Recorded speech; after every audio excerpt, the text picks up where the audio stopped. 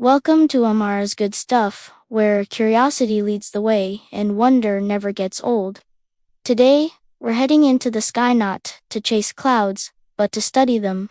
These fluffy, wispy, towering shapes aren't just pretty, they're powerful clues about weather, climate, and the movement of air. Let's explore clouds. Clouds are made of tiny droplets of water or ice that float in the atmosphere. They form when warm air rises, cools, and condenses around tiny particles like dust or salt. Depending on how high they form and what they're made of, clouds can look soft and cottony, thin and streaky, or tall and dramatic. There are three main types of clouds. Cumulus.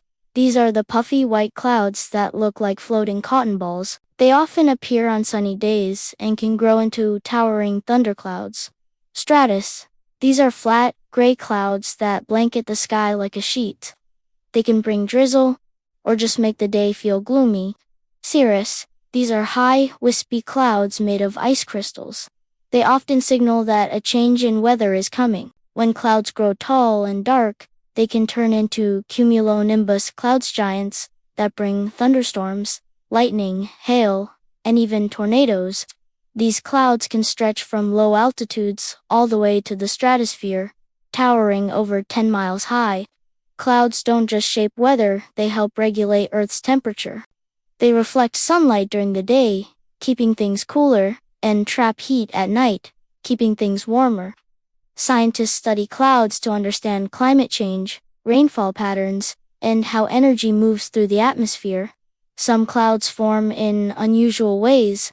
Lenticular clouds look like flying saucers and form near mountains. Momentous clouds hang like bubbles from the sky and often appear after storms.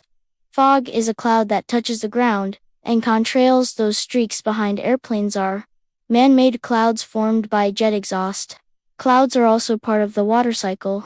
They carry moisture across the globe, releasing it as rain, snow, sleet, or hail. That precipitation feeds rivers, fills lakes, and waters plants. Without clouds, Earth would be dry and lifeless. People have always watched clouds for signs. Farmers look for rain, sailors watch for storms, and kids imagine animals and castles in the sky.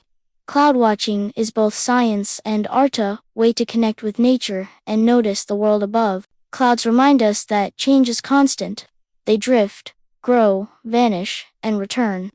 They're soft, powerful, and endlessly fascinating. Thanks for exploring with me on Amara's Good Stuff, where the world, the ocean, and the stars are always waiting for you. Until next time, keep wondering.